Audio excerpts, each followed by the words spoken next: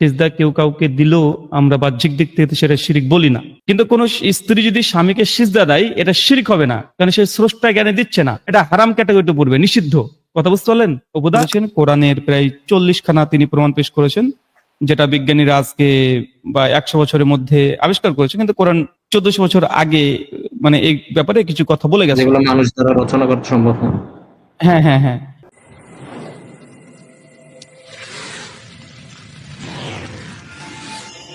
হ্যাঁ, অপুদাস, আপনার সঙ্গে আমাদের আলোচনা হয়েছিল, মনে আছে আমরা লাস্ট জি জি জি, আমরা মানে এই কনক্লুশনে পৌঁছেছিলাম যে মানে ঈশ্বরের কোনো অংশ থাকতে পারবে না, মানে আমরা যে বিশিষ্ট অদ্বৈত মতবাদরা মানি এটা আপনারা ভুল প্রমাণ করছিলেন। আমার প্রশ্নটা হচ্ছে, আমরা যে ধরুন তারা যে মেসেঞ্জার বা যাদেরকে পাঠায়, যাকে আমরা অবতার বলি, তাদেরকে যদি আমরা ভক্তি করি বা সম্মান প্রদর্শন করি, এটাতে তো ঈশ্বরের কোনো শরীক হচ্ছে না। মনসুর ভাই, ওনার প্রশ্ন হলো যে যদি উনি আপনাদের সঙ্গে একমত হয়েছেন, এখন ওনার প্রশ্ন হলো যে পরম ব্রহ্ম যেটাকে আমরা আল্লাহ বলছেন, ওনার ভাষায় আর কি সেই হিসাবে, তো উনি যদি আমাদেরকে যে সর্বোচ্চ সত্তা, পরম সত্তা, তিনি যে রসুল পাঠান বা অবতার পাঠান, অবতারের যদিও রসুলের ধারণা একটু আলাদা আছে, কিন্তু আমি মনে করছি যে উনি বার্তাবাহক পাঠান আর কি, যে গাইডেন্সের জন্য, তো তাদেরকে ভক্তি এবং শ্রদ্ধা জ্ঞাপন কি শিরকের মধ্যে পড়বে? আপনার সে সম্পর্কে আলোচনা করুন। আমি শুধু এটা বলে দিই, ইসলামে যেটা হলো যে আল্লাহকে শ্রদ্ধা ভক্তির জন্য, যেটা হলো যে মানে আমি তাদেরকে শ্রদ্ধা করার সময় আমি কিন্তু তাদেরকে ঈশ্বরের কোনো অংশ বা এরকম কিছু মনে করতেছি না। আপনি ভালোবাসা ব্যক্ত করা, রসুলদের প্রতি শ্রদ্ধা ব্যক্ত করা, ভালোবাসা ব্যক্ত করা, এটা হচ্ছে দিনেরই পাঠ, মানে এটা ইসলামের শিক্ষা এটা। হ্যাঁ, যেটা হলো যে আবু দাউদ শরীফের যেটা হলো যে শুধু নবী রাসূল না, এটা বলা হচ্ছে যে বৃদ্ধ মুসলিম এবং যারা হলো শাসক, যারা যে লিডার, হ্যাঁ, তাদের প্রতি শ্রদ্ধা জ্ঞাপন, আল্লাহর প্রতি শ্রদ্ধা জ্ঞাপনের বহিঃপ্রকাশ হিসাবে এটা করা। তার মানে এটা এখানে শিরক হলো না, কিন্তু ব্যাপার হলো যে আপনি তাদেরকে কি মনে করে করছেন, হ্যাঁ, সেটা হলো পার্থক্য। মনসুর ভাই আর মুফতি সাহেব যদি আর বিস্তারিত বলেন, যেমন ধরুন যদি আপনি যদি মনে করেন যে তারা নিজে থেকে আপনাকে কিছু সাহায্য করতে পারে, বা এরকম হলে, বা তাদের কাছ থেকে আপনি সরাসরি চাইছেন কিছু অলৌকিক পাওয়া হিসাবে, তখন সেটা শিরক হবে, বা তার আল্লাহর সঙ্গে কোনো অংশীদার, বা তারা আল্লাহর কোনো শাসন কার্যে বা বোধহয় কোনো নিজস্ব একটা ক্ষমতা জাহির করছেন, বা নিজে থেকে কিছু করতে পারেন, এরকম মনে করে কিছু করলে তখন শিরকের পর্যায়ে পড়ে যায়। মনসুর ভাই আর তাহমিদ নাস ভাই আরো বিস্তারিত আলোচনা করবেন। যে এই ভক্তিটা যেরকম ভাবে হইতে পারে, যেমন মূর্তি পূজা বা অন্য যে কোনো ভাবে হইতে পারে, কিন্তু আমি তাদের থেকে আশা করতেছি না যে তারা আমাকে সাহায্য করবে বা এরকম, বা তারা যে ঈশ্বরের অংশ, আমি এরকম কিছু মনে করতেছি না। হ্যাঁ, ঠিক আছে, আমি বুঝতে পারছি। এবং কথা হলো এই যে অবতারের যে ধারণা এই সনাতন ধর্মে আছে, এখন অবতারকে কিন্তু এই যে পজিশনে বসানো হয়েছে ভাই, এটা কিন্তু এরকম নবী রাসূলের এরকম না। যে পুরাণে যে ব্যাখ্যাগুলো এসেছে এগুলো আমরা এখানে বর্ণনা করব না, যেহেতু এগুলো নিয়ে আমরা আলোচনা করেছি হিন্দুইজম ইউনিভার্সিটির উপরে। আমাদের প্রাথমিক পর্যায়ে কয়েকটা স্ট্রিম ছিল যে কি রকম লেখা হয়েছে বিভিন্ন ধরনের শাস্ত্রের মধ্যে, এগুলো আসলে মানানসই মনে হয়নি আমাদের কাছে, সেগুলো আমরা উপস্থাপন করেছি এবং বলেছি কেন সেগুলো স্রষ্টার পক্ষ থেকে এরকম হতে পারে না। আচ্ছা, প্রশ্নবিদ্ধ আমরা করেছিলাম। আমরা যদি সহজ করার জন্য বলি, দেখেন আপনি যদি মনে করেন এরকম সনাতন ধর্মের যে অবতারের ধারণা আসলে এরা বার্তাবাহক ছিল, তারা আসলে ঈশ্বর সম্পর্কে এরকম কথা বলে গেছেন, মানুষকে শিখিয়েছেন, কনসেপচুয়ালি এটা ঠিক আছে। হ্যাঁ, কারণ আল্লাহ আমাদের স্রষ্টা যে ধারণা যে উনি নবী রাসূল পাঠিয়েছেন, প্রতিটি গোত্রে পাঠিয়েছেন, হ্যাঁ, হাজারো হাজারো এরকম এসেছেন, তারা মানুষকে হেদায়েতের পথ দেখিয়েছেন। হেদায়েত হচ্ছে যে এই যে সরল সহজ পথের, সত্য পথের পথ দেখিয়েছেন। এগুলো হচ্ছে বার্তাবাহক যারা, তাদের কাজ। এখন সময়ের আবর্তনে এরকম হয়ে থাকে যে মানুষ তাদের এই যে ইনফরমেশন, যে তথ্য তারা যে নিয়ে এসেছিলেন, যে বার্তাটা নিয়ে এসেছিলেন, সেটাকে গুলিয়ে ফেলে, মিথ্যার সাথে মিশ্রণ করে ফেলে, যার কারণে সত্য মিথ্যার এই যে পরিচয়টা পরিষ্কার করে বোঝা যায় না। এখন আপনি যদি দেখেন যে এই যে সনাতন ধর্মের যে অবতারের যে পরিচয় আছে যে আপনাদের বিভিন্ন শাস্ত্রের মধ্যে, আপনি কি নির্দ্বিধায় নিশ্চিন্ত মনে বলতে পারবেন যে এটা আসলে প্রকৃত অর্থেই সেই বার্তা যারা নিয়ে এসেছিলেন? এরকম কোনো প্রমাণ আমরা দেখি না, বা এরকম কোনো প্রমাণ পাওয়া যায় না, এটা আমরা দাবি করছি এখানে। হ্যাঁ, কিন্তু আমরা যদি বলি যে এই চিন্তার দিক থেকে যদি আপনি আসলে এরকম এগিয়ে যান, তাহলে আপনার জন্য অনেক সহজ। আমরা যে বলছি যে মুহাম্মদ সাল্লাল্লাহু আলাইহি ওয়াসাল্লাম হচ্ছেন সর্বশেষ বার্তাবাহক, তাহলে যুক্তি বলে যে আগে যারা বার্তাবাহক ছিলেন ভালো, তারা তো ছিলেন ওই সময় লোকদের জন্য। তারা কি এরকম কেউ বলেছেন যে আমি সবার জন্য এসেছি? এরকম না, সবগুলো হচ্ছে কনটেক্সচুয়াল, তাদের নির্দিষ্ট কিছু মানুষের জন্য বা এরকম পরিচয় কিছু পাওয়া যায়। তাহলে যুক্তি বলে যে সর্বশেষ যিনি নবী হিসেবে, বার্তাবাহক হিসেবে দাবি করেন, তাহলে তার দিকে আমরা এগোই, তাকে আমরা দেখি, চিনি, জানি। এই জন্য আপনি এক কাজ করতে পারেন, ইসলাম সম্পর্কে মুহাম্মদ সাল্লাল্লাহু আলাইহি ওয়াসাল্লামকে আপনি দেখেন, একটু চিন্তা করে দেখুন তো ভাই, যে উনি কি আসলে সত্যিকার অর্থেই সেই ঈশ্বরের বার্তা বাহক হতে পারেন কিনা, যে ঈশ্বর হচ্ছেন অমুখাপেক্ষী, যিনি এক অদ্বিতীয়, যিনি সর্বশক্তিশালী, যিনি এমন যে তার কোনো সাদৃশ্য নেই, তিনি কি আসলে সেই মুহাম্মদ সাল্লাল্লাহু আলাইহি ওয়াসাল্লামকে পাঠিয়েছেন একজন বার্তাবাহক হিসেবে? সেটা আপনি যাচাই করতে পারেন, এবং যাচাই করার জন্য আপনি কিছু ক্রাইটেরিয়া তৈরি করতে পারেন যে আচ্ছা, স্রষ্টা সম্পর্কে তিনি কি বলেছেন, সৃষ্টির উদ্দেশ্য কি, কেন আমাকে সৃষ্টি করা হয়েছে, মৃত্যুর পরে কি ঘটবে, এগুলো আপনি এরকম প্রশ্ন করে একটা লিস্ট তৈরি করতে পারেন। তারপর দেখতে পারেন এই প্রশ্নগুলো সঠিক উত্তর, যথার্থ এবং গ্রহণযোগ্য উত্তর পাওয়া যায় কিনা। জি। তারপরে আচ্ছা, এই যে হ্যাঁ বলুন, আর এই আমি শ্রদ্ধা বা ভক্তিটা যদি যে কোনো ভাবে হয়, যেমন পূজা বা মূর্তি পূজা বা যে কোনো ভাবে হয়, এটা তো কোনো সমস্যা না, না আমি বলছি কারণ আমি তো আপনি, তাদেরকে ঈশ্বর মনে করতেছি। না আমি আপনার কথা বুঝেছি, আমি বলছি আপনি তো ওই যে অবতারের ধারণা আপনার ওইখানে, আপনি ওইটা তো ওইখানে আপনি থাকবেন কেন ভাই? আমি বলছি সময়ের আবর্তনে এই যে অবতারের মধ্যে, অবতারের বার্তার মধ্যে অনেক অনেক ভুল ভ্রান্তি ঢুকে গেছে, মিশ্রিত হয়ে গেছে, এটা আমরা দাবি করছি। এটা আপনার নিজেরও জানেন, আপনি যদি একটা পুরাণে যান, আপনি বিষ্ণু পুরাণ আর শিব পুরাণে দেখেন শিব এবং বিষ্ণুর মধ্যে কি পার্থক্য করা হচ্ছে, কিন্তু আসলে তো শিব বিষ্ণু একই একই অবতার কিনা, একই ব্যক্তি কিনা। এই যে বৈষ্ণবাইট এন্ড শিবাইটদের মধ্যে আপনি তো পার্থক্য নিজেই জানেন, আপনি আগে নিজেই বলেছিলেন আপনি আপনি কি বৈষ্ণব সম্প্রদায়ের মধ্যে ছিলেন? জি জি, আগে ছিলাম। হ্যাঁ, তো এই যে এখানে দেখবেন তাদের মধ্যে কিন্তু ইন্টারনাল যে পার্থক্য সেটাই প্রমাণ করে, যেখানে মানুষ কিন্তু সেই বার্তাকে হয়তো সে ধরে রাখেনি, সত্যকে সে সংরক্ষণ করতে পারেনি। এই জন্য আপনি যেহেতু এটা বিশ্বাস করেন যে ঈশ্বর বার্তা বাহক পাঠান, মুহাম্মদ সাল্লাল্লাহু আলাইহি ওয়াসাল্লাম বার্তাবাহক হিসেবে তিনি দাবি করেছেন, এটা মুসলিমদের দাবি, আপনি ওই দাবিটা একটু যাচাই করুন, দেখুন আসলে উনি সেই বার্তাবাহক হতে পারেন কিনা, উনার মধ্যে কি, উনি কি নিয়ে এসেছেন যেটা প্রমাণ করে যে উনি ঈশ্বরের কাছ থেকে এগুলো নিয়ে এসেছেন। যে এই যে কোরআনটা উনি নিয়ে এসেছেন, এটা কি আসলে ঈশ্বরের কাছ থেকে আসতে পারে, নাকি উনি নিজে লিখেছেন, নিজে তৈরি করেছেন, এই হিসেবে আপনি এটাকে যাচাই করতে পারেন। যখন আপনি দেখবেন মুসলিমরা দাবি করে যে কোরআন এমন একটা শাস্ত্র যেটা মানুষ কখনো রচনা করতে পারে না, এ নিয়ে আমরা কিন্তু আলোচনা করেছি আমাদের লাইভ স্ট্রিমে, মানুষকে বলেছি যে এরকম যদি কেউ কারো পক্ষে সম্ভব হয়, কেউ যদি সক্ষম হয়, তাহলে তারা যেন নিয়ে আসে, আমাদের এখানে নিয়ে এসে আমাদের সঙ্গে আলোচনা করুক, প্রমাণ করে দেখা যে এটা মানুষের পক্ষে এই কোরআনের মতো কিছু অনুকরণ সম্ভব।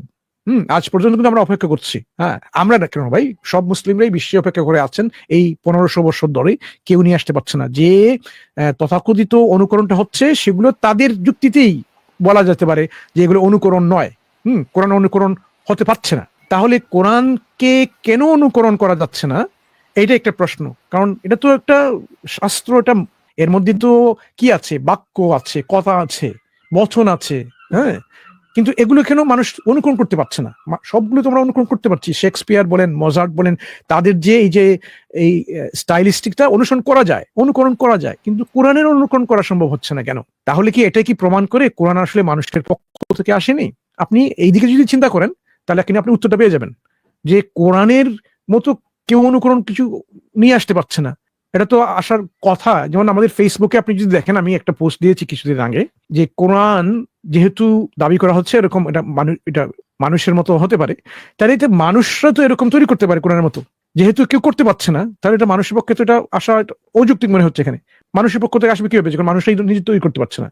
যেমন কেউ বলছেন যে উনি ছিলেন একজন জিনিয়াস, যার কারণে উনি এই কোরআনকে নিয়ে এসেছেন, তাহলে আমরা বলতে পারি এই 1500 বছর সময়ে অতি মেধাবী, আচ্ছা অতি মেধাবী, তাহলে এই 15 বছরের মধ্যে নিশ্চয়ই আরো অনেক জিনিয়াস এরকম ছিলেন, তারাও তো কোরআনের মতো একটা কিছু তৈরি করতে পারেন, ওনার মতো করতে পারেন, কিন্তু কেন করতে পারছেন না? তাহলে উনি কি একমাত্র সেই জিনিয়াস যে উনি একক অদ্বিতীয় জিনিয়াস, যে তার মতো আর কেউ হতে পারবেন না? এটা তো যৌক্তিক মনে হয় না। এই জন্য আপনি যদি এরকম চিন্তা করে দেখেন, তাহলে কোরআনের মধ্যে কিন্তু আপনি কিছু পরিচয় পেয়ে যাচ্ছেন যে কোরআন প্রমাণ করছে যুক্তির মাধ্যমে যেটা আল্লাহর পক্ষ থেকে, ঈশ্বরের পক্ষ থেকে আসতে পারে, মানুষের পক্ষ থেকে আসতে পারে না। তাহলে আর কাছ থেকে আসবে? এটা তো মানুষ ছাড়া আর কে আছে বা এরকম তৈরি করতে পারে? আপনার কাছে কিন্তু এলিয়েন মনে হবে? এলিয়েনরা এরকম তৈরি করতে পারবে না, কারণ তারাও কিন্তু লিমিটেড হবে, মানুষের মতো লিমিটেড হবে যদি এলিয়েন থেকে থাকে। কোরআনে এমন কিছু তত্ত্ব আছে যেগুলা ওই সময়ের জন্য এবং আজকের জন্য আপনার কাছে মনে হবে যেটা সম্ভব না এরকম কিছু। যেমন আজকে আমাদের একজন সনাতনী ভাই যুক্ত হয়েছিলেন পূর্বে, ওনাকে জিজ্ঞেস করেছিলাম বেদের মধ্যে কি এমন কোনো কিছু আছে যেটা প্রমাণ করে এটা ঈশ্বরের কাছ থেকে এসেছে, উনি পরবর্তীতে নিয়ে আসতে পারেন। উনি ওই সময় কিন্তু বলেন নাই, বলতে পারেননি। কিন্তু আমাদেরকে যদি জিজ্ঞেস করেন, আমরা কিছু উদাহরণ আপনাকে দিতে পারি, ইতিহাস থেকে হোক, বিজ্ঞান থেকে হোক, বিভিন্ন এই যে জ্ঞানের অঙ্গন থেকে আমরা দিতে পারি, যেখান থেকে আপনি বুঝতে পারবেন এটা এই জ্ঞানটা তখন মানুষের পক্ষে সম্ভব ছিল না। যেমন একটা উদাহরণ দিচ্ছি আমাকে, আজকে আমরা জানি মহাসাগর যেগুলো আছে, ওশনস, সাগর এবং মহাসাগরের অন্য কোনো নাম আছে ভাই নাকি? এটা আপনার ওশনকে কি বলেন? সি এবং ওশন, আমি সি কথা বলছি না, অবশ্যই সাগর আর হ্যাঁ, মহাসাগর। মহাসাগর থেকে মহাসাগরই বলে। মহাসাগর।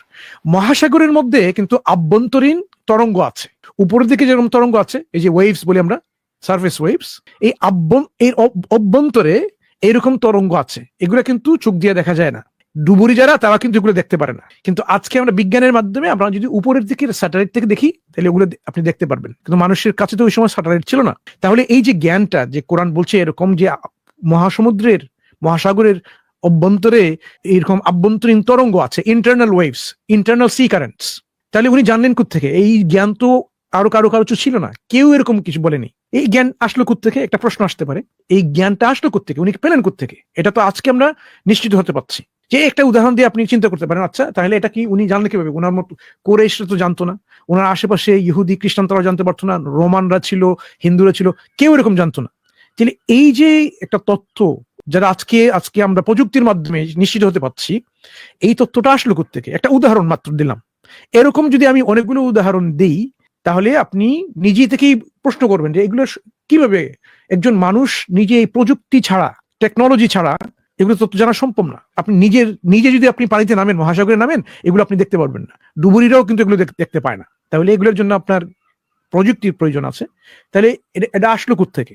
এরকম অনেকগুলো উদাহরণ আমরা দিতে পারি, যে এই উদাহরণ আপনি বিবেচনা করে আপনি একটা এই সিদ্ধান্তে চলে আসতে পারেন যে এটাই প্রমাণ করে এই যে গ্রন্থ বা শাস্ত্র নিয়ে এসেছেন মুহাম্মদ সাল্লাল্লাহু আলাইহি ওয়াসাল্লাম, উনি যার কাছ থেকে নিয়ে এসেছেন তিনি তার জ্ঞান দিয়ে এটা লিখেছেন এবং উনি বলছেন, দাবি করছেন এটা এই স্রষ্টার কাছ থেকে এসেছে। তাহলে সেই স্রষ্টার দাবির পক্ষে এটা প্রমাণ হিসেবে দাঁড় করানো যায়। আমরা বলছি না এটা সায়েন্টিফিক মিরাকল, আমরা বলছি এই তথ্যটা কিন্তু অ্যামেজিং।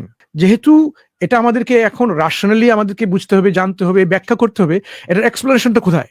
আমি যদি একটা বলি, আমি কেউ এরকম বলতে পারে ভাই এটা তো উনি হয়তো গ্যাস করে বলে ফেলেছেন, আন্দাজ করে, অনুমান করে উনি এটা বলে ফেলেছেন, ঠিক আছে, কিন্তু আন্দাজ বা অনুমান বা গ্যাস ওয়ার্কের কিন্তু একটু সীমা আছে। যেমন এরকম যদি আরেকটা বিষয় থাকে, উনি এরকম বলেন যার সত্য, মিথ্যা, ভুল বা সঠিক হওয়ার সম্ভাবনা হচ্ছে আরো 1/2, 50-50, তাহলে 1/2 এরকম কি হবে? আমরা এই যে প্রবাবিলিটি আমরা গুণ করি, এখানে হবে 1/4। দুটো বিষয় হলে এখন যদি এরকম বাড়তে থাকে, 20টা উদাহরণ যদি আপনাকে দেই, মাত্র 20টা উদাহরণ, তাহলে প্রবাবিলিটি যে এটা সঠিক হওয়ার সম্ভাবনা 1 এগেইনস্ট কি হবে? Million, 1 against a million. 1 ভাগ সম্ভাবনা সঠিক হবার এবং মিলিয়ন ভাগ সম্ভাবনা হচ্ছে এটা ভুল হওয়ার। তাহলে কেউ যদি 20টা পজিশন নিয়ে আসে, এরকম 20টা এক্সাম্পল নিয়ে আসে, যেখানে 10 লক্ষ বার এর সম্ভাবনা হচ্ছে ভুল হবার, আর একমাত্র একটা সম্ভাবনা হচ্ছে সঠিক হবার, কিন্তু দেখা গেল কি উনি 20টা নিয়ে এসেছেন এবং সবগুলোই সঠিক। তাহলে স্ট্যাটিস্টিক্যালি আমরা এখানে বলতে পারি, পরিসংখ্যান অনুযায়ী, যে ভেরি আনলাইকলি উনি এখানে গ্যাস ওয়ার্ক করছেন, কারণ গ্যাস ওয়ার্ক একটা সীমা আছে। কিন্তু কোরআন তো শুধু 20টা এক্সাম্পল না ভাই, অনেক আছে, 20-এর অনেক অধিক আছে, আমরা দিতে পারি। এগুলো নিয়ে আমরা স্পিকার্স করেছি, অনেক কথা বলি, হ্যাঁ, এক সময় এক উদাহরণ দিই। তাহলে এটাই প্রমাণ করে যেটা শুধুমাত্র কেউ যদি আন্দাজ অনুমানের মাধ্যমে এরকম করে ফেলে, তাহলে এটা স্ট্যাটিস্টিক্যালি গ্রহণযোগ্য হবে না, কারণ স্ট্যাটিস্টিক্যালি ভেরি আনলাইকলি। যেখানে এর সম্ভাবনা হচ্ছে যে উনি ভুল করতে পারেন সবগুলো মিলিয়ন টাইমস, একটা টাইমস মনে হচ্ছে সম্ভাবনা 1, এবার জেনে ফেললেন কিভাবে ভাই? এই জন্য কিউমুলেটিভ কেস হচ্ছে এরকম, কিউমুলেটিভ সম্মিলিত যে কেসটা হচ্ছে, উনি যে জিনিসের উপর বলেছেন, ইতিহাসের উপরে, বিজ্ঞানের উপরে, আইন কানুনের উপরে, যেগুলো উনি বলছেন, উনি কিভাবে এটা জানলেন? কিভাবে? এই যে জানার যে একটা উৎস বা সোর্স, সেটা আমরা তো বের করতে পারছি না। আমরা যেহেতু বের করতে পারছি না, ক্লেমটা হচ্ছে এখানে যে এই জ্ঞানটা এসেছে স্রষ্টার কাছ থেকে। তাহলে এই জ্ঞানের এই দাবির মোকাবেলায় আমাদেরকে অবশ্যই আরো কিছু প্রমাণ আনতে হবে, যেটা আমরা এস্টাবলিশ করতে পারি, যেটা মানুষের পক্ষে এটা সম্ভব, কিন্তু আমরা সেটা করতে পারছি না। তাহলে এই যে অবস্থানটা, এই অবস্থানে আপনি কি করবেন? একজন সুস্থ বিবেকসম্পন্ন মানুষ যখন সে ইন্টেলেক্ট দিয়ে চিন্তা ধারণা করে, সে বলবে উনি তুই স্রষ্টার কাছ থেকে নিয়ে এসেছেন। এইটা হচ্ছে আত্মসমর্পণের একটা অবস্থান, যে যখন আপনি প্রমাণটা পেয়ে যাবেন, তখন আপনি যদি সংশয়বাদী হয়ে থাকেন, তাহলে আপনাকে 1 লক্ষ প্রমাণ দিলেও কিন্তু আপনাকে বোঝানো যাবে না। কিন্তু যখন আপনি একের পর এক প্রমাণ দেখে বুঝে নেবেন যে এটা তো সেই প্রমাণটি প্রমাণ করছে, ইন্ডিকেট করছে, নির্দেশ করছে যে এটা স্রষ্টার পক্ষ থেকে, আর কি আমরা চাইবো? এই জন্য কোরআন কিন্তু বারবার মানুষকে এরকম প্রমাণের ব্যবস্থা করে দেয়। যেমন আমি একটা উদাহরণ দিই, আপনাকে আবার চলে আসবো। أولم يرى الذين كفروا أن السماوات والأرض كانتا رتقا ففتقناهما وجعلنا من الماء كل شيء حي أفلا يؤمنون তারা যারা অবিশ্বাসী তারা কি দেখে না এই যে পৃথিবী এবং আকাশ সবগুলো কিন্তু একত্রিত ছিল আল্লাহ এভাবে একত্রিত অবস্থা থেকে কি করলেন খণ্ডন করলেন এভাবে দ্বিখণ্ডিত বহুখণ্ডিত করে ফেললেন যা বলেন এবং তিনি এই পানি থেকেই কিন্তু জীবন নিয়ে আসলেন ওয়া জাআলনা মিনাল মাই কুল্লি শাই সমস্ত জীবিত প্রাণী পানি থেকে নিয়ে আসলেন বিগ ব্যাং এর কথা তারপরেও কি তারা বিশ্বাস করবে না আপনি এটা বিগ ব্যাং বলেন সে যাই বলেন কোরআন যেটা ইন্ডিকেট করছে এখানে যে দেখুন কোরআন প্রথমে শুরু করছে কিভাবে আওয়ালাম ইয়ারাল্লাযীনা কাফারু যারা অবিশ্বাস করেছে বা অবিশ্বাস করছে তারা কি দেখে না তারা কি জানে না তাহলে এটা মুসলিমদেরকে কিন্তু উদ্দেশ্য করে বলা হচ্ছে না এই কোরআন কিন্তু মুসলিমদের সঙ্গে কথা বলছে না এখানে বলছে কাদের সাথে যারা ইসলাম আনেনি ইসলাম মানছে না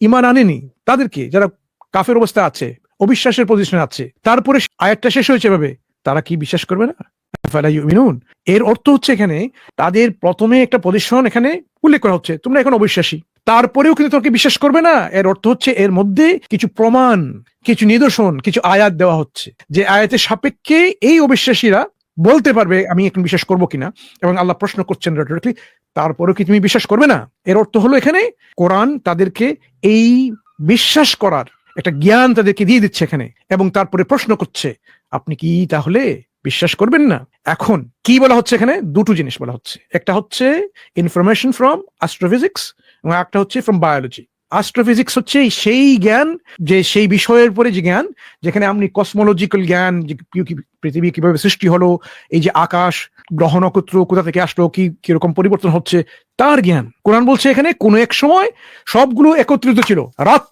রাতক সবগুলো একত্রিত ছিল তারপরে ফাতক হয়ে গেছে একটা সেপারেশন হয়ে গেছে তাদের মধ্যে একটা পৃথকীকরণ পৃথক হয়ে গেছে আমরা তো আজকে সেটাই বিশ্বাস করি বিজ্ঞানের মাধ্যমে এটাই হচ্ছে সবচেয়ে গ্রহণযোগ্য মডেল যেখানে পৃথিবী সবকিছু এক বিন্দুতে কেন্দ্রীভূত ছিল সব কিছু একীভূত ছিল এক ছিল তারপরে তার পৃথকীকরণ হয়েছে হ্যাঁ সবগুলো এখন পৃথক হয়ে বিভিন্ন গ্রহ নক্ষত্র এরকম সেটা হয়েছে কোরআন সেটাই বলছে এখানে এটা কি তারা দেখে নাই তাহলে এটা আমরা দেখছি এখন তাহলে কাফিররা কি বলবে হ্যাঁ আমরা দেখছি তাহলে কেন বিশ্বাস করো না এখানে কিন্তু শেষ হয় না কোরআন আয়াতটা দেখেন কোরআন তারপরে একটু আবার বলছেন ওয়া জাআলনা মিনাল মাই কুল্লি শাইইন হাই তারপরে এই পানি থেকেই কিন্তু জীবনের উদ্ভব বা উৎপত্তি পানি ছাড়া কোনো জীবন বাঁচবে না এটাও আমরা এখন বিজ্ঞানের মাধ্যমে বুঝতে পারছি আপনি হাজারো যদি মরুভূমিতে যান যে ক্যাকটাসটা আছে ওটা কিন্তু পানির প্রয়োজন আছে এই যে আগ্নেয়গিরি যে আছে কোন আগ্নেয়গিরি মৃত আগ্নেয়গিরি এর অনেক নিচে আপনি যদি যান ওইখানে যে জীব যে প্রাণী যেগুলো আছে যেগুলো আপনি কখনো দেখেন নাই শুনেন নাই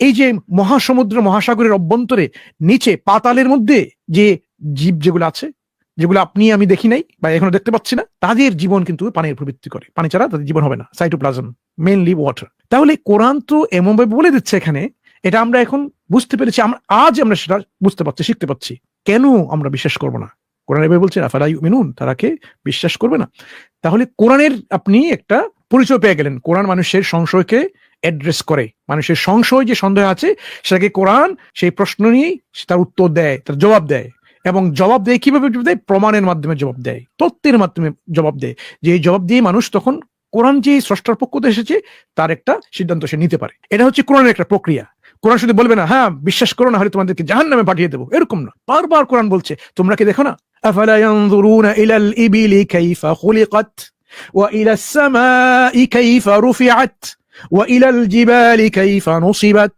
ওয়া ইলাল আরদি কাইফা সুতিহাত বারবার কোরআন বলছে তোমরা কি দেখো না আফালা ইয়ানজুরুনা ইলাল ইবিলি কাইফা খুলিকাত ওয়া ইলাস সামা ওয়া ইলাল আরদ ওয়া ইলাল জিবাল তোমরা এই দেখো না কিভাবে সৃষ্টি হয়েছে এরকম আমি অনুবাদটা আপনাকে করছি না কোরআন কি করছে আমাদেরকে কোরআন আমাদের সঙ্গে ইন্টারঅ্যাক্ট করছে আমাদের ইন্টেলেক্টের সাথে আমাদের জ্ঞান প্রজ্ঞা আমাদের এই যে আক্কেল আমাদের রিজনিং এটার সঙ্গে কোরআন ইন্টারঅ্যাক্ট করছে আমাদের সঙ্গে আমরা কি এরকম দেখি না দেখার পরে কি আমরা কি এই সিদ্ধান্তে উপনীত হব না কোরআন আমাদের কি বলছে এরকম সিরু ফিল আরদ ফানজুরু কাইফা কানা তারপরে কোরআন বলছে যেমন আল্লাহ কিভাবে শুরু করেছেন বা কিভাবে মানুষকে শাস্তি দিয়েছেন তোমরা পৃথিবীর মধ্যে বিচরণ করো পৃথিবীর মধ্যে পৃথিবীর উপরে পৃথিবীর ভিতরে উভয়টি সঠিক আগে হয়তো এরকম মুফাসসিরিনরা এরকম কিভাবে পৃথিবীর ভিতরে আমরা কিভাবে বিচরণ করবো এটা হয়তো তারা বুঝতে পারেন নাই এটা মানুষের বিচরণ করতো না আজকে আমরা পৃথিবীর ভিতরে বিচরণ করতে পারবো এই তো পৃথিবীর ভিতর থেকে আমরা স্যাম্পল নিয়ে আসি, 1 মাইল 2 মাইল এরকম যাই না। তাহলে কোরআন কি করছে আমাদেরকে? কোরআন আমাদেরকে ইন্টেলেকচুয়ালি হ্যান্ডেল করছে, বলছে এরকম দেখো, তোমরা যাচাই করো, পর্যবেক্ষণ করো। এই জন্যই কিন্তু এই ইসলামী সভ্যতা, ইসলামের যে পণ্ডিতরা, মুসলিমরা কি করেছিল, শুধু বিজ্ঞানকে এরকম মনে করে নাই যে বিজ্ঞান হচ্ছে ধর্মের সাথে সাংঘর্ষিক, এরকম না, বরং বিজ্ঞানকে তারা উন্নত করে এমন অবস্থায় নিয়ে এসেছে এখানে মেথোডোলজিকে চেঞ্জ করে ফেলেছে, সাইন্টিফিক মেথোডোলজিকে পরিবর্তন করে ফেললে প্র্যাকটিক্যাল বেস, যে আগে ছিল থিওরিটিক্যাল, এটাকে প্র্যাকটিক্যাল অবস্থায় নিয়ে আসলো মুসলিম পণ্ডিতরা, পুরো সাইন্টিফিক মেথোডোলজি একটা তৈরি করে ফেললো। এবং সেই মেথোডোলজি দিয়ে তারা কিন্তু এই যে তারকাগুলোর নাম করতে শুরু করলো, এই এরকম জ্ঞান আমাদের মধ্যে এরকম পরবর্তী সময়ে এরকম ছিল। বাইতুল হিকমা নামে এরকম পরিচয় ছিল, যেখানে মুসলিম, খ্রিস্টান, অন্যান্য ধর্মাবলম্বী মানুষরা একই সাথে বসে বিজ্ঞান গবেষণা করছে। এটা কিভাবে সম্ভব হয়েছে? কারণ এই কোরআনের শিক্ষার মাধ্যমে। এই জন্য কোরআন, যদি কেউ বলে যে কোরআনের মধ্যে বিজ্ঞানের এরকম বল আছে বা কি আছে, আসলে এরা বুঝেই না যে বিজ্ঞানের যে পদ্ধতিটা কোরআনই ইসলামের সেই শিক্ষাতেই এরকম এরকম বলবৎ হয়ে আছে। আগে ছিল থিওরিটিক্যাল সায়েন্স, কিন্তু যে এক্সপেরিমেন্টাল সায়েন্সটা, এটা ইসলামী সভ্যতার, মুসলিমদেরই একটা অবদান আপনি বলতে পারবেন। এই জন্য আপনি যদি কোরআনকে আপনি গবেষণা করেন ভাই অপুদা, তা আপনি নিজেই দেখে নেবেন এখানে কোরআন কিন্তু আমাদেরকে সেই প্রমাণ, আমাদেরকে সেই যুক্তি, সেই আর্গুমেন্ট, সেই তত্ত্ব আমাদেরকে দিচ্ছে, যেগুলোর ভিত্তিতে আমি একজন কনফিডেন্ট বিশ্বাসী হতে পারি। এবং সেই বিশ্বাস নেই কিন্তু আমরা আজকে কি করছি, এখানে দাওয়াইজের প্যানেলে আমরা আলোচনা করছি, কারণ সেটা আমাদের কাছে হুবহু পরিষ্কার, কোনো সংশয় নেই। আপনি যে কোনো প্রশ্ন নিয়ে আসেন না কেন, আমরা তো এখানে মুফতি সাহেব তো একজন স্কলার, কিন্তু শান্ত ভাই, মেহেদি, সরোয়ার ভাই, আমরা তো স্কলার না, কিন্তু তারপরও কিন্তু আমরা আপনাদের প্রশ্নের উত্তরগুলো আমরা যতদূর দিতে আমরা চেষ্টা করছি, এবং আমরা জানি এটা আপনি এই প্রশ্নগুলো আপনি উত্তর পেয়ে যাবেন, যেটা হয়তো আমরা জানি না, আপনাকে বলতে পারবো এরকম যে ঠিক আছে আমরা পরবর্তীতে জেনে যাবো, এরকম আমরা কোনো প্রশ্ন পাচ্ছি না। তারপরেও ইন প্রিন্সিপল আমাদের এরকম অবস্থানটা আছে যে এই প্রশ্ন আমরা নিজে না জানলেও আমরা ফাসআলু আহলা যিকরি ইন কুনতুম লা তা'লামুন, আমরা যদি জানি না, আমরা যারা আমাদের মধ্যে জানেন তাদেরকে আমরা জিজ্ঞেস করলে সে প্রশ্নের উত্তরটা আমরা পেয়ে যাব। তাহলে এই যে ইসলামের সত্যতা, এ নিয়ে আমরা সন্দিহান নই। কেন নই? কারণ এটা প্রমাণের উপরে ভিত্তিতে, প্রমাণের উপরেই এর অবস্থান। এই জন্য অপু দাস, আপনি যে বলছেন যে আপনি অবতারের, আমি তো এখানে তাদেরকে মূর্তি পূজা করছি না, বা মূর্তি পূজা করে তাদেরকে ঈশ্বরের মতো মনে করছি না, হ্যাঁ, এইরকম অবস্থান থেকে আপনি সরে গিয়ে আপনি এখন আসুন যে শেষ বার্তাবাহক যিনি কলকি অবতারের অপেক্ষা, আমাদের মানে লাস্ট মেসেঞ্জারকে খুঁজে বের করতে হবে। হ্যাঁ হ্যাঁ হ্যাঁ, এটা যুক্তিসঙ্গত না ভাই। লাস্ট মেসেঞ্জার কে? তাকে আমরা চিনি, জানি, তাকে আমরা পরে জেনে শুনে তাকে আমরা মানবো, এটা হচ্ছে যৌক্তিক একটা অবস্থান। আমরা সেটাই বলছি যে যদি আমরা, দেখুন ভাই, আমরা যদি অন্য ধর্মের জন্মগ্রহণ করতাম, সেই একইভাবে বলতাম, অবশ্যই এটা যৌক্তিক যে লাস্ট মেসেঞ্জার উনি বাঙালি হতে পারতেন, উনি আরবি হতে পারতেন, উনি যে কোনো স্রষ্টা, উনার প্রজ্ঞা দিয়ে উনি যে কোনো সম্প্রদায় থেকে উনি পাঠাতে পারতেন। এই জন্য আমাদেরকে এটা শুধু এই অবস্টাকল হিসেবে আমরা এটা এরকম মানবো না, উনি আরব, আমরা তো বাঙালি, কেন মেনে নেবো ভাই বার্তাবাহক, উনি তো একজন আরব, নিশ্চয়ই আরবদের জন্য, এরকম না। এই মন মানসিকতা বা এই চিন্তাধারা আমাদেরকে বদলাতে হবে যে স্রষ্টা কিন্তু যে কোনো জায়গা থেকে, যে কোনো স্থান সময় থেকে কিন্তু উনি বার্তাবাহক পাঠাতে পারেন, এবং উনি আরব দেশ থেকে পাঠিয়েছেন বিশেষ একটা কারণে। তার অনেকগুলো রিজন আমরা জানি, আমরা সেটা আলোচনা করতে পারি কেন আরবিতে। কারণ এই আরবিতে ভাষার মাধ্যমে উনি এমন একটা যে প্রমাণ রেখে গেছেন আমাদের জন্য, যে হবে চিরন্তন, অবিনশ্বর আপনি বলতে পারেন, যতক্ষণ পর্যন্ত না এই পৃথিবী দুনিয়া ধ্বংস হয়ে গেছে, এই প্রমাণটা বলবৎ থাকবে এই কোরআনের মাধ্যমে। বুঝতে পেরেছেন? আচ্ছা, এই কোরআনের কে মানে আপনাদের যে ব্যাখ্যাগুলা বিজ্ঞানিক, এরকম কি কোনো সেপারেট কোনো ভিডিও আছে যেটাতে অনেক রকম ব্যাখ্যা আমি শুনতে পারবো? অপু দা এখানে প্রশ্ন করছিলেন সেপারেট কোনো ভিডিও আছে কিনা। এরকম অনেকগুলো ভিডিও তো ইংরেজিতে থাকতে পারে, আমরা অনেক আলোচনা করেছি এরকম কোরআনের মধ্যে, কোরআনের ইসলামের এবং বিজ্ঞানের মধ্যে আসলে দ্বন্দ্ব আছে কিনা, সংঘর্ষ আসে কিনা, ওরকম খন্ড খন্ড ভাবে আপনি পেয়ে যেতে পারেন। কিন্তু আপনার যদি ব্যক্তিগতভাবে কোনো প্রশ্ন এরকম থেকে থাকে যে কোরআনের মধ্যে এরকম, তাহলে একটা ভিডিও দিই, মানে একটাতে যাতে, মানে এরকম একটা ভিডিও দিই যাতে একটাতে এরকম অনেকগুলো ব্যাখ্যা একসাথে শুনতে পারো, মানে বৈজ্ঞানিক ব্যাখ্যা। ঠিক আছে, আমি দেখে নিতে পারবো এরকম পাওয়া যায় কিনা। পরবর্তী আপনি যখন আসবেন আমি ইনশাআল্লাহ আপনার জন্য তৈরি করে রাখবো। ইংলিশে প্রচুর আছে, বাংলায় আমরা সচেতন নই। আমার মনে হয় আপনি যদি এরকম দেখেন, যে যদি শুনে দেখেন যে কোরআনের মধ্যে এরকম কিছু বৈজ্ঞানিক সমস্যা আছে কিনা, ওগুলো নিয়ে আপনি একটু যাচাই করে দেখতে পারেন। যদি দেখা যায় ওগুলো উত্তরগুলো পেয়ে গেছেন, এটা হচ্ছে নেগেটিভলি এরকম আসা কি, এটা পজিটিভ দিক থেকে না, আপনি ফলসিফিকেশনের পদ্ধতিতে গিয়ে আপনি দেখলেন যে ওইখানে আসলে ভুল প্রমাণ পাওয়া যাচ্ছে না, তারপরে আপনি পজিটিভ ক্লেম যেগুলো আছে কোরআন বলছে এরকম সাইন্টিফিক্যালি, যেমন আমি দুটো উদাহরণ দিয়েছি মনে আপনার কাছে, একটা হচ্ছে এই যে রাত ফাতাক, আর একটা হচ্ছে এই তরঙ্গ, আভ্যন্তরীণ তরঙ্গের উপরে। দুটো। এরকম অনেকগুলো উদাহরণ আপনি পেয়ে যাবেন বিভিন্ন ভিডিওর মধ্যে। তখন আপনি নিজেকে প্রশ্ন করবেন যে এটা কিভাবে সম্ভব। আমি নিজে আলোচনা করেছি, আমাদের সরোয়ার ভাই, আমাদের আজিজ ভাই এখন নেই, আমরা অনেক সময় আলোচনা করে থাকি আমাদের স্পিকার্স কর্নার্সে লন্ডনে আমাদের বিভিন্ন ধর্মাবলম্বী যারা আছেন তাদের সাথে। আমার একটা লাস্ট কোশ্চেন ছিল। ঠিক আছে। হ্যাঁ, অবদেশ ভাই জাস্ট একটা কমেন্ট করে নি, তারপর আপনি করবেন। আপনার একটা প্রশ্ন ছিল যে মূর্তির মাধ্যমে শ্রদ্ধা ভক্তি জানানো যাবে কিনা। মনসুর ভাই ওটা আলোচনা করছিলেন যে যেহেতু আমরা কোনো কিছু কোন পদ্ধতি করবো কি করবো না সেটা স্রষ্টার পক্ষ থেকে আসলে সবচেয়ে বেটার। সুতরাং আমাদেরকে যখন একটা গ্রন্থ আমরা ফাইনাল বুঝে যাব যে স্রষ্টার পক্ষ থেকে এসেছে, তাহলে সেখানে যে পদ্ধতিতে বলা আছে সেই পদ্ধতিতে আমাদেরকে শ্রদ্ধা ভক্তি করতে হবে। তার সীমার বাইরে চলে গেলে তখন আমরা হয়তো আমাদের জ্ঞান থেকে এটা করলে আমরা বুঝতে পারছি না কোথায় আমরা ভুল করছি, তখন স্রষ্টা ওটা বলে দেবেন যে কিভাবে শ্রদ্ধা ভক্তি জ্ঞাপন করতে হবে। যেমন মূর্তির মাধ্যমে ভক্তি জ্ঞাপন করা, এটা ধরুন যে ইসলামে বলে যে ওটা অ্যাভয়েড করতে হবে, কারণ আমরা সেখান থেকে সহজে শিরকের প্রতি ঢুকে যেতে পারি। তো সেই জন্য ওখান থেকে মূর্তির মাধ্যমে বা অন্যান্য মাধ্যমে, ছবি তৈরির মাধ্যমে এগুলো ইসলামে ওটা ডিসকারেজ করে, তাই না? যে একটা সতর্কতা যে মানুষ শিরকের মধ্যে না ঢুকে যায়, মানে ভুল ভ্রান্তিতে চলে না যায়। যেমন ধরুন যে প্রথমে মক্কাতে মূর্তি ঢোকার ওই পদ্ধতি ওইরকমই ছিল। প্রথমে হয়তো মূর্তি এমনি মানুষের বুজুর্গদের বা কারো একটা তৈরি করেছিল শ্রদ্ধা জ্ঞাপনের জন্য। আপনার একটু আলোচনা করে যান, আমি একটু নামাজটা পড়ে আসি এই সুযোগে। হ্যাঁ, ঠিক আছে, আপনার সবাই আছেন, পরবর্তী গ্যাসকে নিয়ে নেবেন। ঠিক আছে, জি জি ইনশাল্লাহ। তো তখন আপনার যেটা হলো যে পরবর্তীতে ওইটাকে ওরা মনে করলো যে এখান থেকে আমাদের ক্ষমতা দিতে পারবে, শক্তি দিতে পারবে। তো এই যে পথভ্রষ্টতা সেখান থেকে শুরু হয়, তাই না? সুতরাং যে স্রষ্টার পক্ষ থেকে যে একটা গাইডেন্স আসবে সেটা মানুষকে সম্ভাব্য পথভ্রষ্টতার রাস্তাগুলো থেকেও বন্ধ রাখবে। সেই হিসাবে ইসলামে মূর্তি পূজা, এই মূর্তি তৈরি করে শ্রদ্ধা ভক্তি জ্ঞাপন, ছবি তৈরি করে মূর্তি আপনার শ্রদ্ধা ভক্তি জ্ঞাপন, বা কবরে গিয়ে শ্রদ্ধা ভক্তি জ্ঞাপনের যে পদ্ধতি, এইগুলো নিয়ে খুবই সতর্কতা অবলম্বন করা হয়েছে। হ্যাঁ, যে এইগুলো তার কারণ ধীরে ধীরে মানুষ একসময় মূল উদ্দেশ্য হারিয়ে ফেলে ওখানে অন্য উদ্দেশ্য জুড়ে দেবে। মানে একটা রিচুয়াল থাকলে রিচুয়াল গুলো যদি একটা উদ্দেশ্য দেওয়া হয়, কিন্তু যদি রিচুয়াল গুলো এমন হয় যেখানে অন্য উদ্দেশ্য জুড়ে দেওয়া যায়, তখন কিন্তু সেগুলো সম্পর্কে, সেই পদ্ধতি সম্পর্কে আমাদেরকে নিষেধ করা আছে। তো এইটা হলো ব্যাপার। এটা আপনি কোরআন পড়লে ওইগুলো হলে আমাদের হাদিস থেকে ওগুলো পেয়ে যাবেন আর কি। দাদা রাহুল যদি এটা আরো বিস্তারিত বলতেন, তারপরে অপদাস ভাই যদি আপনি আরো বিস্তারিত পরে আপনার মন্তব্য দিতে পারেন। আচ্ছা, আমার প্রশ্ন মানে আপনার আমি এখন উপদেশ শোনা যাচ্ছে। জি আচ্ছা, মূর্তি পূজা যে করতে যাচ্ছেন, মানে কোন যুক্তির ভিত্তিতে? যুক্তির উনি ভিত্তিতে না? হ্যাঁ, উনি বলতে চাইছিলেন আমি বলতে চাইছিলাম যে শিরক করবেন না, কিন্তু ব্যাপার হলো যে উনি শ্রদ্ধা ভক্তি জ্ঞাপন করবেন অবতারদের প্রতি মূর্তির মাধ্যমে, ওনার কাছে কিছু চাইবেন না বা কিছু করবেন না, এরকম একটা ব্যাপার। আচ্ছা আচ্ছা, জপুদা বলেন, কি বলছিলেন বলেন, আপনি যুক্ত করেন। আপনাদের মানে একটা থেকে শুনছিলাম যে মানে যখন প্রথম মানুষ তৈরি করা হয় তখন ফেরেশতা বা মানে জিন এরকম আর কি, তাদেরকে দিয়ে ইবাদত বা সেজদা করা হয়। তো এটাকে তো আপনারা শরীক মানে ঈশ্বরের সাথে শরীক বলতে হবে। ওকে ওকে, সিজদা দেওয়াটা আমাদের নিকটে সবসময় শিরিক হয় না। সিজদা কেউ কাউকে দিলেও আমরা বাহ্যিক দিক থেকে সেটা শিরিক বলি না। শিরিক হবে তখন যখন সেটাকে স্রষ্টা জ্ঞানে আপনি সিজদা করবেন, সেটাকে আমরা শিরিক বলবো। আর যদি কাউকে আপনি যদি সিজদা দেন আপনার অজ্ঞতার কারণে, আমরা শিরকের ফতোয়াটা দিই না। আর মূল কথা হচ্ছে নবী আদম আলাইহিস সালামকে যখন আল্লাহ নিজেই বললেন যে তুমি সিজদা দাও, এটা তার অর্ডার।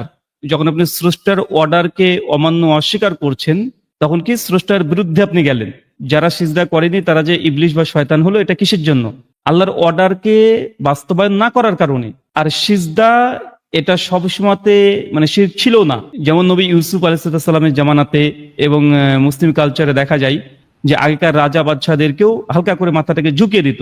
কিন্তু আমাদের লাস্ট যে ফাইনাল রেভুলেশন কোরআন এসেছে, আমাদের কোরআনে স্পষ্ট হয়ে বলা হয়েছে যে এক আল্লাহ বাদ দিয়ে কারো কাছে সিজদা করবে না। এমনকি সুনান তিরমিজি, ইবনে মাজার স্পষ্ট যে হাদিস পাওয়া যায় যে আল্লাহ নবী বলছেন, আমি যদি কাউকে সিজদা দেওয়ার হুকুম দিতাম তাহলে আমি একমাত্র স্ত্রী তার স্বামীকে যেন সিজদা দেয়, আমি এটা হুকুম দিতাম। কিন্তু এটাকে নিষিদ্ধ করা হলো। কিন্তু কোন স্ত্রী যদি স্বামীকে সিজদা দেয়, এটা শিরক হবে না, কারণ সে স্রষ্টা জ্ঞানে দিচ্ছে না, এটা হারাম ক্যাটাগরিতে পড়বে, নিষিদ্ধ।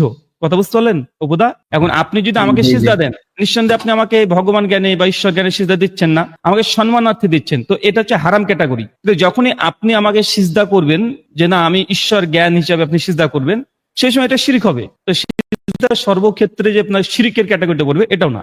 মানে অপভাই, সিজদা হচ্ছে একটা অ্যাকশন বা কাজ। হ্যাঁ, এই কাজটা যদি আপনি কোন নিয়াতে করছেন তখন ম্যাটার করবে। যদি আল্লাহর হুকুম করেন যে সিজদা করতে কাউকে, সেটা যদি আপনি আল্লাহর হুকুম পালনের উদ্দেশ্য যদি করেন, তাহলে সেটা কিন্তু কোনো শিরক হবে না, তখন আপনি ওটার মাধ্যমে আল্লাহর হুকুম পালন করছেন। আর যদি আল্লাহ হুকুম না করেন তাহলে কিন্তু ওটা হারামের পর্যায়ে পড়বে। আর যদি আপনি ধরেন যে সিজদাটা করেন এমন নিয়াতে যেটা হলো যে তাকে স্রষ্টা জ্ঞান বা তার কাছে সাহায্য চাইছেন, স্রষ্টার সঙ্গে শরীক মনে করে, তাহলে সেটা শিরক পড়বে। সেই কারণে এখন নিষেধ করা হয়েছে যে এগুলোতে যে মানুষ পথভ্রষ্ট হয়েছে ভবিষ্যতে, এই পদ্ধতিতে শ্রদ্ধা জ্ঞাপন করতে গিয়ে মানুষ ওগুলোকে ঈশ্বর জ্ঞাপন করে ফেলেছে। তাই মানুষকে এগুলো নিষেধ করা হয়েছে যেন মানুষ ওইসব জিনিস থেকে দূরে থাকে আর কি। তাহলে সামারিল্লো মানে উনি কি বলছেন এটা আমাদেরকে বের করতে হবে। একদম একদম একদম। আচ্ছা ঠিক আছে। ঠিক আছে, তো আর ওইটা আপনি যে বলছিলেন আপনি যখন কনফিউজ হয়ে যাবেন, ভিডিও দিলে বা পাইলে একটু মানে উপকার হইতো। আচ্ছা ঠিক আছে, আপনাকে খুঁজে হলে আমরা দিয়ে দেবো। যদি আপনি আগের দিন আসেন এগুলো আমরা আলোচনা করতে পারি, যদি আপনার কোনো স্পেসিফিক কোশ্চেন থাকে সেগুলো আলোচনা করতে পারি। আর আপনি যদি পরের দিন আসেন আমরা খুঁজে দেখবো ইনশাল্লাহ। বা আমাদের কোনো ভাই যদি জেনে থাকেন ওগুলো দিতে পারেন আর কি বেসিক্যালি। রাহুল ভাই, যদি আপনার কোনো জানা থাকে তাহলে সেটা বলতে পারেন ওনাকে, যে কোরআনের কি বিষয় ভাই? না এরকম কোনো ভিডিও মানে যেটাতে আমরা বৈজ্ঞানিক ব্যাখ্যাগুলো মানে যেগুলো মানুষের পক্ষে রচনা করা সম্ভব না, হ্যাঁ, কোরআন যে মানুষের পক্ষে রচনা করা সম্ভব এরকম না। অনেকগুলো মানে কোরআনের সায়েন্টিফিক মিরাকেল গুলো কোরআনের। হ্যাঁ, যেমন ধরুন আপনাকে আমরা দেখিয়ে দিই, যেটা হলো যে এই যে আমরা মনসুর ভাই কিন্তু এগুলো আলোচনা করেছে যে কেন এগুলো আপনার মানুষ তৈরি করতে পারে না। যেমন সাইন্টিফিক ব্যাপারগুলো আমরা আলোচনা করিনি, সরি দাঁড়ান এক মিনিট। এই যে এখানে দেখুন যে আপনি দেখতে পাবেন হয়তো এখানে যে এই যে আমাদের লাইভ সেকশনে গিয়ে এই যে ইউটিউবে লাইভে গিয়ে আপনি দেখতে পাবেন এখানে কোরআন, এই যে কোরআনের অলৌকিক প্রকৃতি, কোরআনের বৈপরীত্য, এগুলো নিয়ে কোরআনের বিরুদ্ধে অভিযোগ এগুলো করে, এগুলো সবাই আলোচনা করা হয়েছে। বিশ্বপ্রতি কোরআনের চ্যালেঞ্জ আকারে এই যে এগুলো আলোচনা করা হয়েছে, কোরআনের অলৌকিক প্রকৃতি। আমি চাইছিলাম মানে ডিবেটের কোনো ভিডিও না দেখে মানে সরাসরি শুধু এগুলো নিয়ে আলোচনা হবে এরকম ভিডিও। হ্যাঁ, মানে এটা দেখবেন মনসুর ভাই প্রথমে ডিবেট করেননি, এটা হচ্ছে 1 ঘন্টা বা 2 ঘন্টা বা মতো এটা উনি প্রেজেন্ট করেছেন, একটা জিনিস একটা মানে লেকচারের মতোই আছে। হ্যাঁ, ওটা প্রথম পার্টগুলো দেখবেন, পরে ওটার প্রশ্ন উত্তর পত্র আপনি নাই দেখতে পারেন আর কি বেসিক্যালি। সারোয়ার ভাই, আমি যতটুকু বুঝলাম উনি যেটা জানতে যাচ্ছেন, সম্ভবত ডক্টর জাকির নাইকের এই বিষয়ে দুটো বক্তব্য আছে। উপদা আপনি যদি ইউটিউবে যান, গিয়ে যদি লেখেন কোরআন কি আল্লাহর বাণী, ডক্টর জাকির নাইক, তো প্রায় 3 ঘন্টার আলোচনা পাবেন। প্রায় 1 ঘন্টা 15 মিনিট তিনি আলোচনা করেছেন। কোরআনের প্রায় 40 খানা তিনি প্রমাণ পেশ করেছেন, যেটা বিজ্ঞানীরা আজকে বা 100 বছরের মধ্যে আবিষ্কার করেছে, কিন্তু কোরআন 1400 বছর আগে মানে এই ব্যাপারে কিছু কথা বলে গেছে, যেগুলো মানুষ দ্বারা রচনা করা সম্ভব না। হ্যাঁ হ্যাঁ হ্যাঁ, আপনি ওই দুটো করতে পারেন, দুটো। একটা লিখবেন কোরআন কি আল্লাহর বাণী, ডাক্তার জাকির নাইক। আর একটা লিখবেন ইউটিউবে গিয়ে যে কোরআন এবং আধুনিক বিজ্ঞান, ডাক্তার জাকির নাইক। তো 3-6 ঘন্টার আলোচনা পাবেন, এবং ওখানে প্রশ্ন উত্তর সেশনও আছে। অনেকে অ্যাটাকিং প্রশ্ন করার চেষ্টা করবে। আপনি এই দুটো যদি শোনেন, মোটামুটি আমার মনে হয় যে আপনি ওখান থেকে না হলেও লাগভাগ 50+ আপনি সায়েন্টিফিক কোরআন মাজিদের কিছু অলৌকিক বিষয়গুলো আপনি ওখান থেকে জানতে পারবেন অল্প সময়ের জন্য। আর তারপরে যদি জানতে চান, অনেক এই বিষয়ের উপরে বই আছে, অনেক বই আছে। সে বইগুলো বাংলাতেও কয়েকটা অনুবাদ হয়েছে। আমার জানা মতে ইসলামিক হাউসে গিয়ে কোরআন এবং আধুনিক বিজ্ঞান বা কোরআনের মুজিজা এই শব্দগুলো লিখলেই কমপক্ষে 12 খানিক বই পেয়ে যাবেন। আচ্ছা ধন্যবাদ।